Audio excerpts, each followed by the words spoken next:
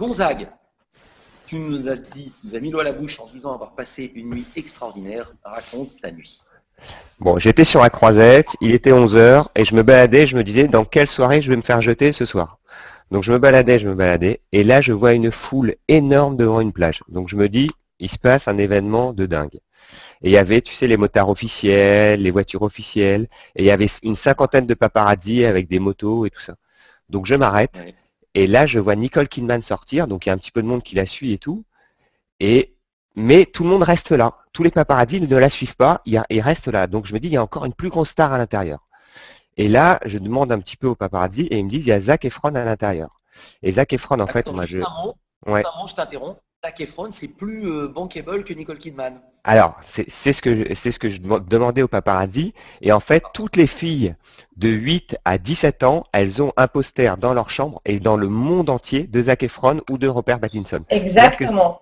C'est des énormes stars. C'est-à-dire que c'est un des premiers vendeurs de posters au monde. Et donc là, je me dis, on va tenter un truc de dingue. Comme c'était l'émeute complète, c'est le meilleur moment pour tenter un truc de fou.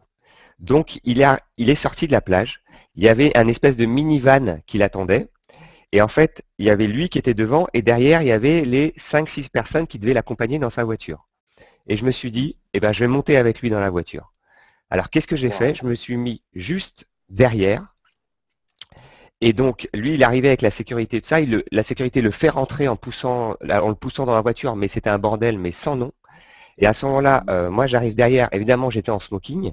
Et je fais excuse me au mec de sécurité. Il me regarde et il s'est dit, oula, ça doit être son frère ou son agent. Et il me dit, allez, ok, allez-y, comme ça. Et je me suis retrouvé assis dans le van à côté de Zac Efron. Et donc là, je lui dis hello Zach et tout ça, et voilà, je commence à lui parler, enfin on comprenait rien parce que je parlais pas anglais. Et là, donc tout ça a été filmé par la caméra de l'extérieur. Et là, ce qui était énorme, c'est que j'avais mes caméras lunettes de l'intérieur, et donc j'ai commencé à enclencher mes caméras lunettes, et j'ai pu donc filmer ce qui s'est passé à l'intérieur de la voiture.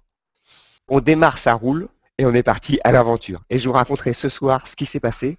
En attendant, vous pouvez voir sur Canaicom, j'ai posté la photo de Zac Efron au moment où j'arrive dans la voiture avec lui, où je commence à lui parler.